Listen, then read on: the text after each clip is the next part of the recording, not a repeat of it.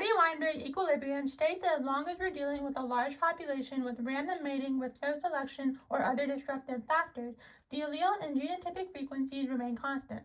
However, if selection does occur, the Hardy-Weinberg equilibrium is violated.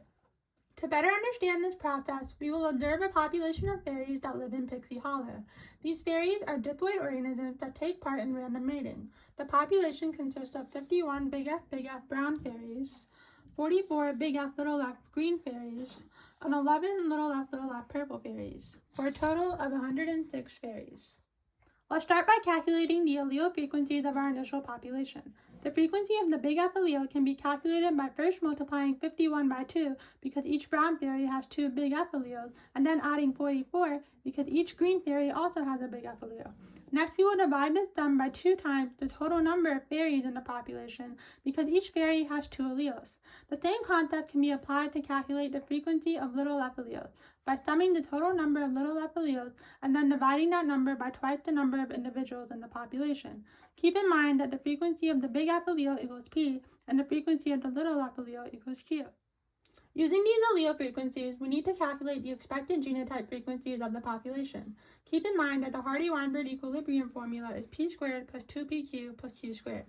The frequency of a big F genotype is P2, the frequency of a big F genotype is 2PQ, and the frequency of a little f genotype is Q squared. We will multiply these values by 106 to get our expected number of fairies with these genotypes. To make sure that our initial population is constant with the Hardy-Weinberg equilibrium, we will construct a chi-square test with this information. Our resulting chi-square statistic is 0.1083.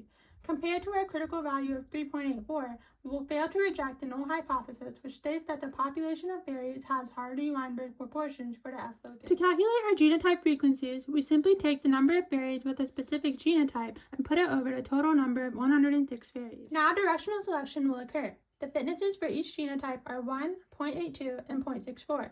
Given these fitness values, we are then able to calculate the genotype frequencies after selection. To do this, we will multiply our initial genotype frequencies by our fitness values.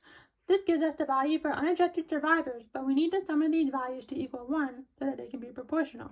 The sum of these values is 0.8879.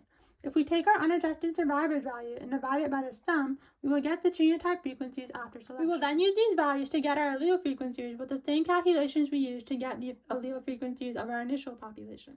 As we can see, both the genotype frequency of the big F genotype and the allele frequency of the big F allele has increased, while the other genotype frequencies and the little f allele all decrease. This shows that our population favors homozygous dominant big F genotype, and that as selection continues, in future generations, all the fairies will eventually become homozygous big F and brown. A possible reason for this directional selection is that fairies live in brown trees, so fairies that are able to camouflage better are better protected from predators.